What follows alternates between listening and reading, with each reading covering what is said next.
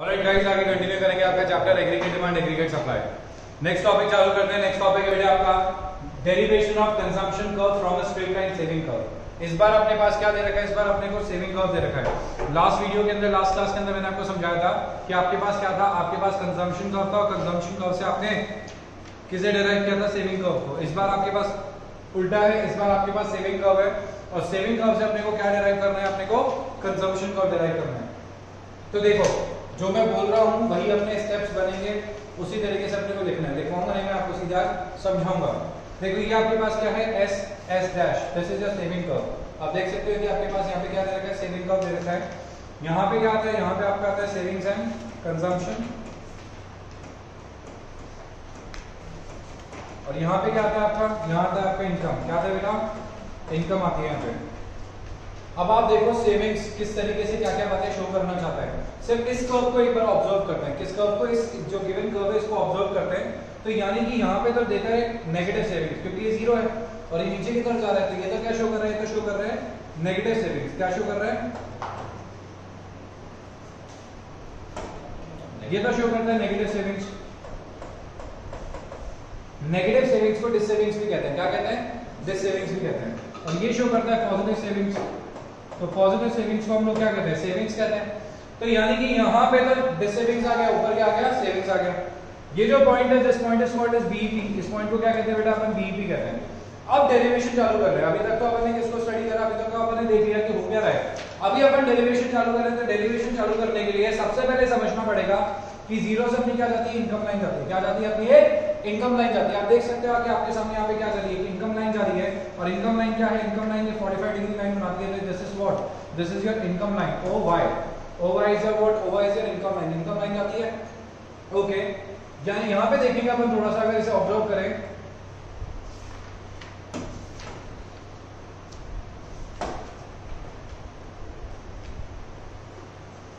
अभी से देखना जरा। यहाँ पे हम बात कर रहे हैं कि ये जो OS है, ये जो नेगेटिव सेविंग्स शो करता है, ये negative savings zero level of income पे शो करता है। कौन से लेवल ऑफ इनकम पे शो कर रहा है बेटा? जीरो लेवल ऑफ इनकम पे। तो जीरो लेवल ऑफ इनकम पे अगर नेगेटिव सेविंग्स दिखाई जाती है, क्या दिखाई जाती है? नेगेटिव सेविंग्स दिखाई जाती है। तो वो किसे शो करता है? वो कंजम्पशन को शो करता है। किसे शो करता है? कंजम्पशन को। कौन से कंजम्पशन को? ऑटोनॉमस कंजम्पशन को। सो जहां पे डिस सेविंग्स हो रही है, वो अपने को जीरो पे क्या मिल जाएगा? एक पॉइंट मिल जाएगा जो क्या शो करेगा? जो कंजम्पशन शो करेगा जीरो लेवल ऑफ इनकम पे। तो OC अपने को क्या मिल गया? एक कंजम्पशन का पॉइंट मिल गया। तो यानी कि अपन यहाँ पे 3 पॉइंट सर्च कर रहे थे और अपने को एक पहला पॉइंट मिल गया जो कि क्या शो कर रहा है? OS is equals to OC, क्योंकि OS किसे शो करता है? ऑटोनॉमस कंजम्पशन को। और OC भी किसे शो करता है? ऑटोनॉमस कंजम्पशन को। Autonomous consumption is that level of consumption which happens at zero level of income. तो जीरो लेवल ऑफ इनकम पे ऑटोनॉमस कंजम्पशन होगा, तो we got the starting point. Starting point मिल गया। दूसरा पॉइंट क्या बोलता है? दूसरा पॉइंट देखिए, ये जो बीईपी है, this is BEP, break even point. Break even point is a point जहां पे क्या होता है? जहां पे आपकी सेविंग्स इक्वल्स टू क्या है? सेविंग्स जीरो हो जाती है। सेविंग्स किसके बराबर हो जाती है? जीरो के बराबर हो जाती है। तो सेविंग्स अगर जीरो है तो कंजम्पशन किसके बराबर होगा? इनकम के बराबर। भाई इस पॉइंट पे कंजम्पशन और इनकम क्या होता है? आपस में बराबर होते हैं। तो इसे नीचे से ऊपर लेके जाएंगे, तो यानी कि एक लाइन अगर हम स्ट्रेट लाइन ड्रॉ करेंगे तो इस पॉइंट पे स्ट्रेट लाइन आएगी कहीं, इस पॉइंट पे भी गेट है स्ट्रेट लाइन। समझ रहे हो कि इस पॉइंट पे हमें एक पॉइंट मिल जाएगा। तो यानी कि हम देखें अगर, तो हमें कुल मिला के कितने पॉइंट्स मिल चुके हैं? 2 पॉइंट्स मिल चुके हैं। इन दोनों पॉइंट्स को एक काम करते हैं, इन दोनों पॉइंट्स को ज्वाइन करते हैं और इसे फर्दर एक्सटेंड कर देते हैं। इन दोनों पॉइंट्स को मैंने ज्वाइन किया और एक्सटेंड कर दिया इसे फर्दर। क्या कर दिया? इसे एक्सटेंड कर देंगे further. Joining these points and extending it further, joining these points and extending it further.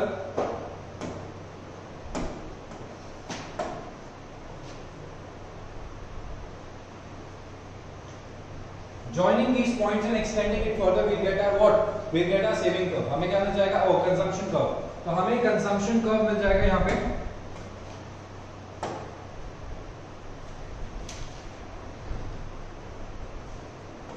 तो हमें क्या मिल गया? कंजम्पशन कर्व मिल गया, जहां पे ये जो है ये नेगेटिव सेविंग शो करता है, ये क्या शो करता है? पॉजिटिव सेविंग्स शो करता है। ये क्या है? दिस इज OY और ये क्या है? OC dash, CC dash. So हमारे पास क्या आ चुका है? हमारा कंजम्पशन कर्व आ चुका है। ये कंजम्पशन कर्व मैंने किससे डिराइव करा, सेविंग कर्व से डिराइव करा।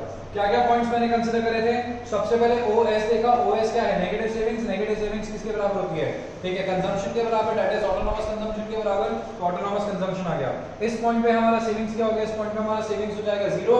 सेविंग्स हमारा किस पॉइंट पे जीरो होता है, जहां पे जिस पॉइंट पे हमारा कंजम्पशन हमारी इनकम के बराबर होता है, consumption equals to income is the point जहां पे क्या हो जाएगा, जीरो हो जाएगा। इस पॉइंट पे क्या हो चुका है, इस पॉइंट पे जीरो हो चुका है। इस पॉइंट से हमने इसे क्या करा, फर्दर एक्सटेंड करा, इस पॉइंट से हमने इसे फर्दर एक्सटेंड करा, तो हम लोग को क्या मिल जाएगा, इससे हम लोग को इसमें मिल जाएगा हमारा कंजम्पशन कर्व। क्या मिल जाएगा, कंजम्पशन कर्व। तो consumption curve is derived from the straight line saving curve. ये स्ट्रेट लाइन है, थोड़ी बनी नहीं स्ट्रेट जैसी, बट मान लो स्ट्रेट लाइन है, ठीक है, कोई डाउट है तो बोलो इसमें। ओके, नेक्स्ट टॉपिक चालू करते हैं, इन्वेस्टमेंट फंक्शन। इन्वेस्टमेंट फंक्शन समझते हैं पहले। देखो होता क्या है, आज जो भी हम देखते हैं कि इकोनॉमी के अंदर इनकम जनरेशन होता है, तो वो इनकम जनरेशन होता है किसकी वजह से, इन्वेस्टमेंट की वजह से होता है। किसकी वजह से होता है, इन्वेस्टमेंट की वजह से होता है। So because of investment there is generation of income, no investment means no income. Economy के अंदर अगर इन्वेस्टमेंट कंटिन्यूअसली होता रहेगा तो आपकी इनकम बढ़ती रहेगी, और इकोनॉमी के अंदर अगर इन्वेस्टमेंट नहीं होगा तो आपकी इनकम का जो इंक्रीमेंट है वो भी रुक जाएगा। तो इकोनॉमी के अंदर इनकम का रिलेशन क्या हुआ इन्वेस्टमेंट से, कि इन्वेस्टमेंट है तो इनकम ज्यादा है। इनकम ज्यादा कब बढ़ेगी, जब आपका इन्वेस्टमेंट होगा। अगर इन्वेस्टमेंट ही नहीं होगा तो इनकम आपकी नहीं होगी। समझ गए क्या? इसीलिए इकोनॉमी के अंदर इन्वेस्टमेंट करना बहुत ज्यादा जरूरी है। Investment means expenditure made on creation of new capital asset. Alternatively, investment is the addition to the existing stock of the physical assets like machinery.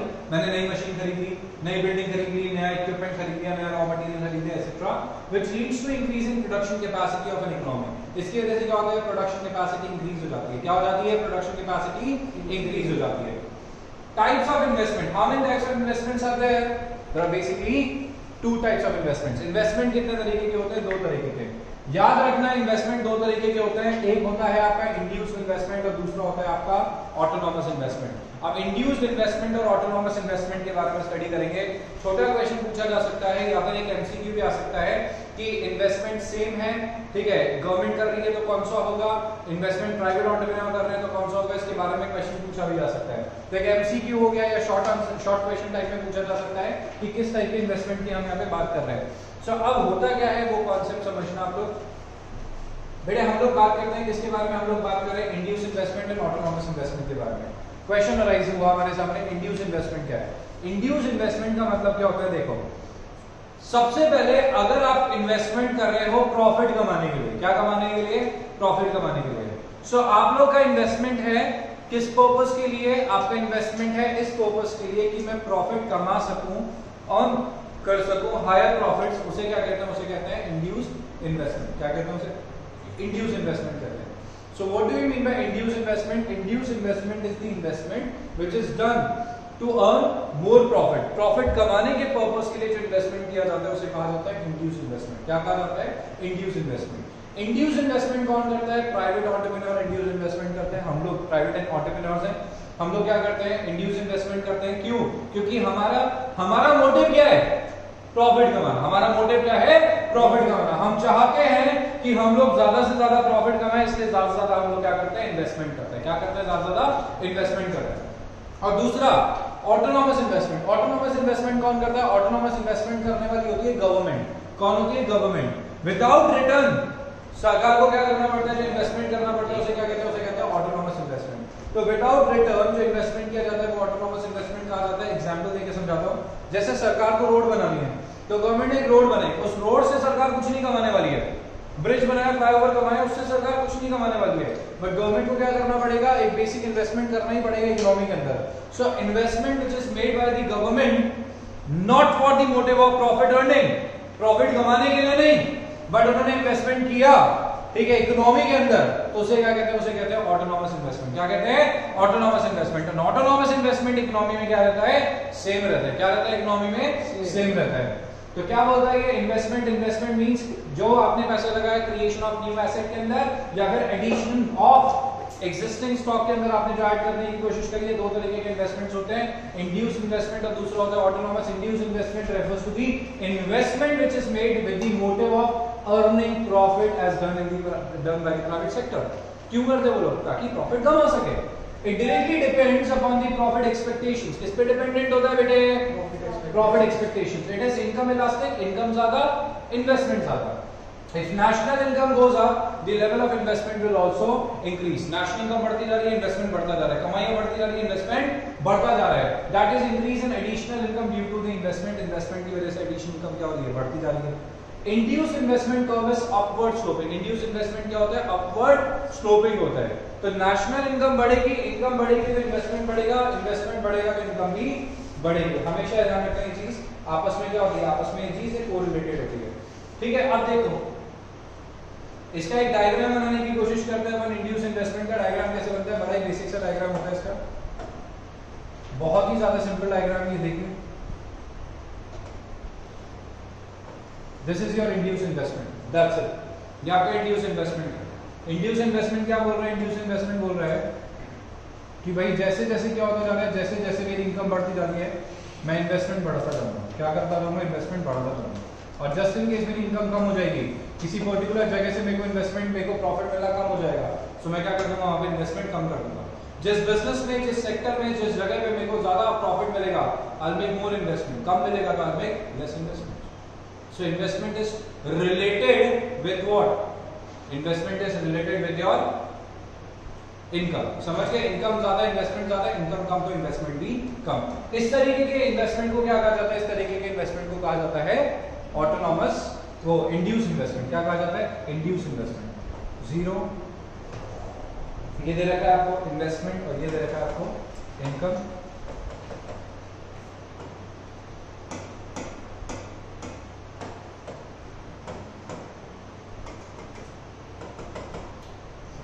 Done. तो I and I is the basic investment and basic income. Investment, income बढ़ जाएगी, y1 हो जाएगी, 0y1 हो गई, तो investment क्या हो जाएगा? 0i1 हो जाएगा।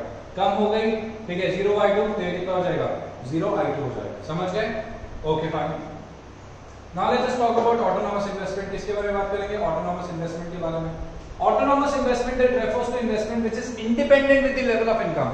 जिसको इनकम के लेवल से कोई फर्क नहीं पड़ता, इनकम हो चाहे नहीं हो, ये इन्वेस्टमेंट हमेशा एज इट इज मेंटेन रहेंगे। These investment will not change. ये क्या होता है?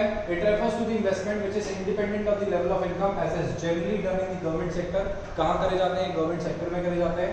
It is income inelastic. ये क्या होता है? ये इनकम इनइलास्टिक। इसके इनकम से कोई रेफरेंस नहीं है, कोई मतलब नहीं है इसको, इनकम कितनी भी हो, कितनी भी नहीं हो, इसको कुछ नहीं लेना देना है इनकम से।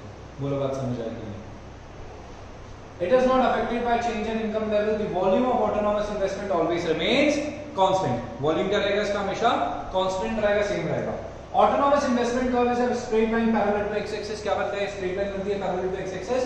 Government investment in public utilities like construction of railway, road, ports, electricity, ये क्या होते हैं? Autonomous investment होते हैं। क्या होते हैं? Autonomous investments होते हैं। देखिएगा जरा autonomous investment का अगर अपन डायग्राम बनाते तो किस तरीके का बनता है? This is your autonomous investment, that's it। समझ गए? ऑटोनॉमस इन्वेस्टमेंट ही है। ऑटोनॉमस इन्वेस्टमेंट को किसी भी चीज से कोई फर्क नहीं पड़ता। ये इन्वेस्टमेंट क्या रहने वाला है? This investment will remain intact, this investment will remain same. आपकी इनकम ज्यादा हो, आपकी इनकम कम हो, इसको कोई लेना देना नहीं है। समझ आ गई क्या? बोलो भाई। आपकी इनकम कम हो जाए या आपकी इनकम ज्यादा हो जाए,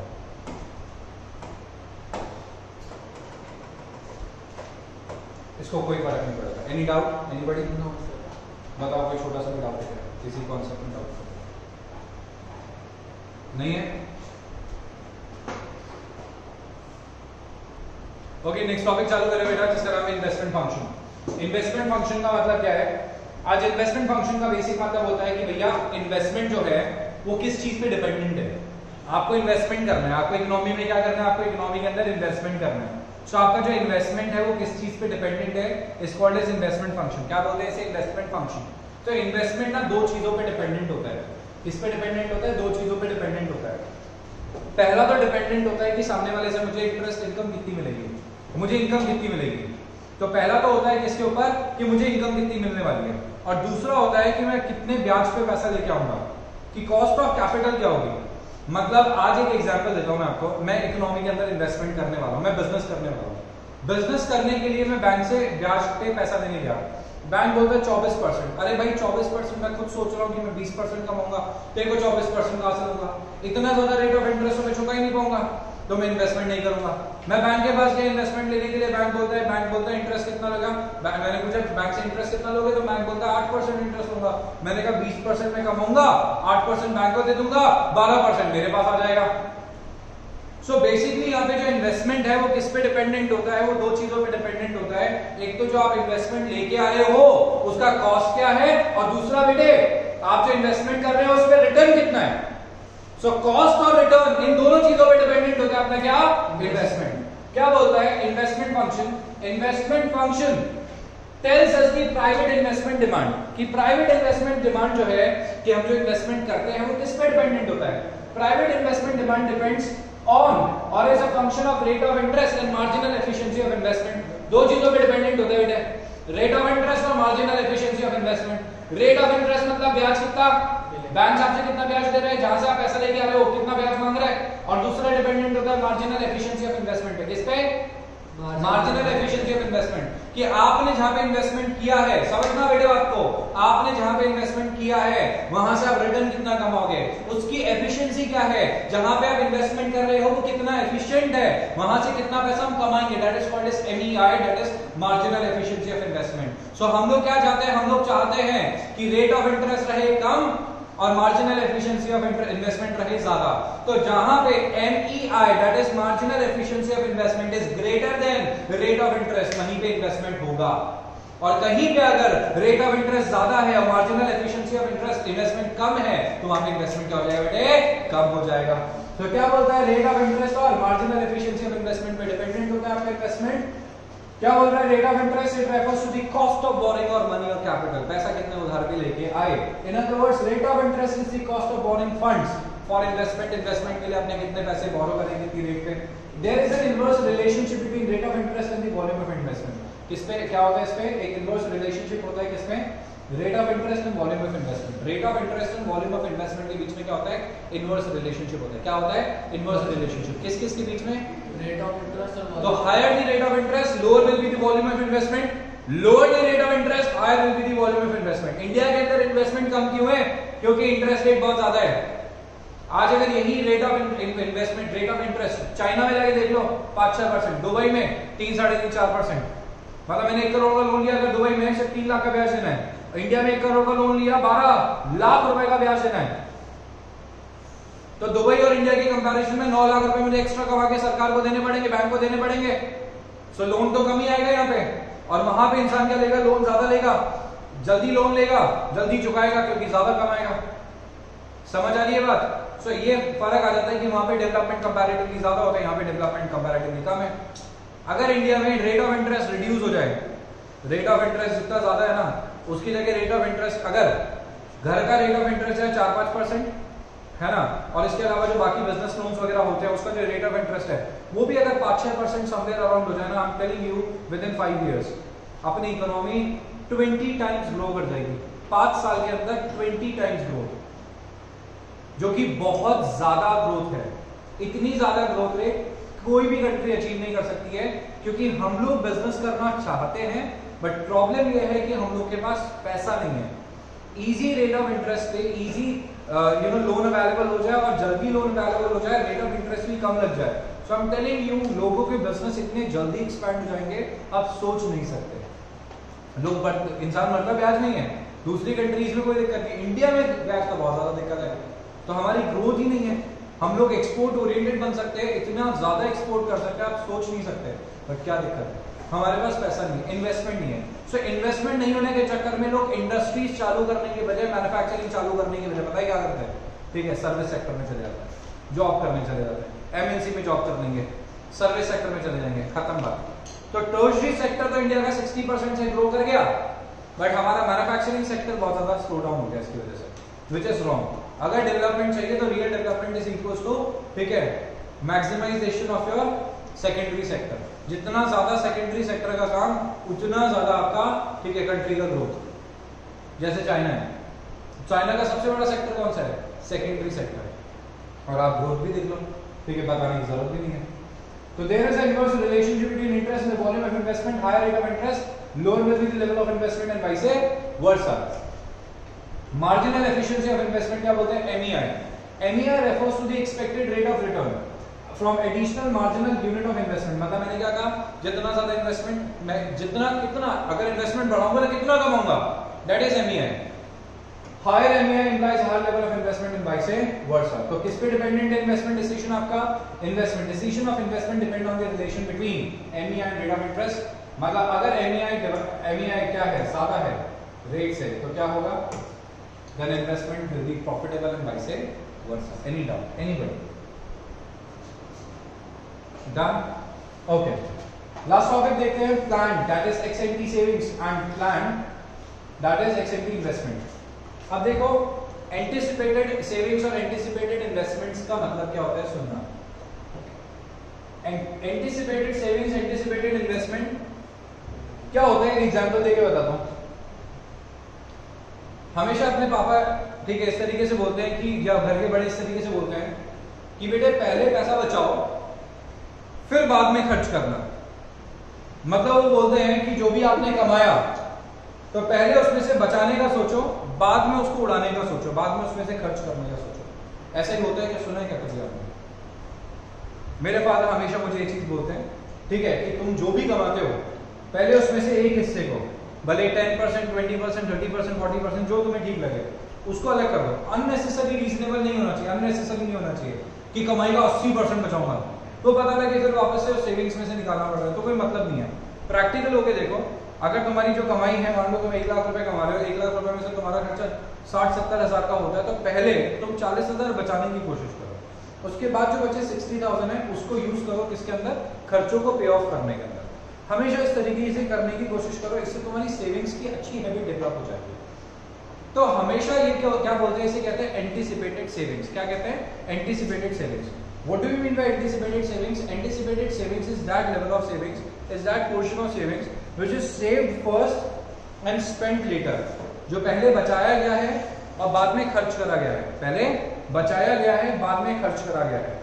उसी तरीके से एंटीसिपेटेड इन्वेस्टमेंट्स कौन से इन्वेस्टमेंट्स होते हैं कि पैसा कमा के पहले इन्वेस्ट किया, उसके बाद क्या करा, उसके बाद उसे खर्च किया गया। पहले इन्वेस्ट किया गया फिर खर्च किया गया। और दूसरा क्या होता है, दूसरा सोचते हैं अपन लोग, क्या अपनी सोच क्या होती है, नहीं पहले खर्चा कर देता हूँ फिर जो बचेगा वो बचा लूंगा, तो उसको कहते हैं पोस्ट सेविंग। पोस्ट सेविंग्स मतलब क्या होता है कि पहले आपने सारा का सारा खर्चा उठा लिया, फिर जो बचा उसको आपने सेव किया। अब वो 10% बचे, 5% बचे, कितना ही बचे। सिमिलरली आप क्या करते हो, इन्वेस्टमेंट भी पहले क्या करते हो, सारे खर्चे उठा लिए उसके बाद आपने इन्वेस्ट किया। सो दो तरीके की सेविंग्स होती है, दो तरीके के इन्वेस्टमेंट होते हैं। पहला होता है जहां पे आप पहले एंटिसिपेट कर लेते हो कि पहले मुझे पैसा सेव करना है बाद में खर्च करना है, और दूसरे कंडीशन में क्या होता है, पहले खर्च करते हो फिर जो बच जाता है उसे सेव कर लेते हो। ऑन दी अदर हैंड दूसरा पॉइंट क्या बोलते हैं, दूसरा पॉइंट ये बोलता है कि पहले अपन क्या कर लेते हैं, पहले अपन इन्वेस्ट करते हैं फिर बचे हुए को खर्च करते हैं। और दूसरा पॉइंट क्या बोलता है इसके अंदर कि पहले खर्चा कर लो फिर जो बचे उसको इन्वेस्ट कर देना बिजनेस के अंदर। सो XNT plan savings and plan investment मतलब what the savers in an economy planned or intend to save at different level of income, अलग अलग लेवल ऑफ इनकम में जो मैंने बचाने का सोचा है उसे कहते हैं यहाँ पे planned savings. During a given period is called as XNT या फिर एक्सपेक्टेड और एंटिसिपेटेड या इंटेंडेड या प्लान्ड या डिजायर्ड सेविंग। एक याद करो, एक ही बात है, या अलग अलग नाम है, किसी भी नाम से आ सकता है। क्या क्या? XNT expected, intended, planned, desired, anticipated. In other words, the savings which are planned to be made by all household, अब ये हाउसहोल्ड की बात कर रहे हैं क्योंकि सेविंग्स की बात कर रहे हैं, तो सेविंग्स में कौन आते हैं, घर वाले, और savers at different level of income, ठीक है, in the beginning of the period, मतलब पहले ही साल चालू होने से पहले ही, कमाई हाथ में आने से पहले ही आपने डिसाइड कर लिया, तो इसको क्या कहते हैं, इसको कहते हैं प्लान्ड या XNT सेविंग्स। क्या कहते हैं? प्लान्ड या XNT सेविंग्स। दूसरा क्या होता है XNT investment, what the investors in the economy plan or plan to invest, अब इन्वेस्ट करना है मार्केट में at different level of income is called as anticipated, expected, intended, planned or desired investment. In other words, investment which is planned कब, planning stage पे, starting में plan कर लिया, made by the firm और enterprises. याद रखना ऊपर कौन है, घर वाले, नीचे कौन है, बिजनेस। तो फर्म्स और entrepreneurs eight different level of income in the economy during a period in the beginning of the period is called planned or XNT investment। और दूसरा क्या होता है, ex post saving, जो बचा वो बचा लूंगा, जो बचा वो इन्वेस्ट कर दूंगा। Whatever is left out after deducting consumption expenditure from the income is called ex post or actual or realized saving. In other words, the actual or realized saving in an economy during the year. Ex post investment क्या होता है? The actual or addition of the capital stock terms as ex post या actual or realized investment. Ex ante saving and investment refers to desired or planned levels of savings and investment which may or may not be equal. याद रखना x ante और investment और जो plan savings और plan investment होता है वो जरूरी नहीं है कि इक्वल हो। It is only when ex ante और plan saving equals to ex ante या plan investment that is the equilibrium will strike. अगर ये दोनों बराबर हो गए मतलब घर वालों ने जो बचाया वो पूरा का पूरा इन्वेस्ट हो गया इकोनॉमी के अंदर, अगर ऐसा हुआ तो इक्विलिब्रियम पोजीशन आएगी, अदरवाइज इक्विलिब्रियम पोजीशन नहीं आएगी। और प्रैक्टिकली ऐसा जरूरी नहीं कि हो, बहुत बार ऐसा होता है कि लीकेजेस होते हैं और लीकेजेस की वजह से इकोनॉमी से वो पैसा विड्रॉ हो जाता है, लीकेजेस की वजह से इकोनॉमी से वो पैसा विड्रॉ हो जाता है। Ex post savings and investment always equal in accounting identity as national income accounts. तो ये क्या बोलता है? एक्सपोज सेविंग, बची हुई सेविंग और बचा हुआ क्या इन्वेस्टमेंट, ये हमेशा क्या होता है? इक्वल होते हैं नेशनल इनकम के अंदर। किसके अंदर? नेशनल इनकम अकाउंट्स के अंदर। ये टॉपिक बहुत ज्यादा इंपॉर्टेंट नहीं था, इंपॉर्टेंट से पहले वाले टॉपिक्स थे जो अपन ऑलरेडी कंप्लीट कर चुके हैं। नेक्स्ट पॉइंट आता है involuntary unemployment, voluntary unemployment, full employment. Involuntary सबको पता है, ठीक है, नौकरी करना चाहता हूँ, नौकरी नहीं मिल रही है। वॉलंटरी अनएम्प्लॉयमेंट, काम ही नहीं करना चाहता मैं, नौकरी तो मिल रही है but I don't want to work. और फुल एम्प्लॉयमेंट का मतलब क्या होता है? Full employment is a situation जहाँ पे मैं काम करना चाहता हूँ और मुझे काम मिल गया है। डन, ठीक है, तो इसे रीड आउट कर लेना, नोट्स आपके पास ऑलरेडी है। तो आज की क्लास वाइंड अप करते हैं, चैप्टर कंप्लीट हो गया।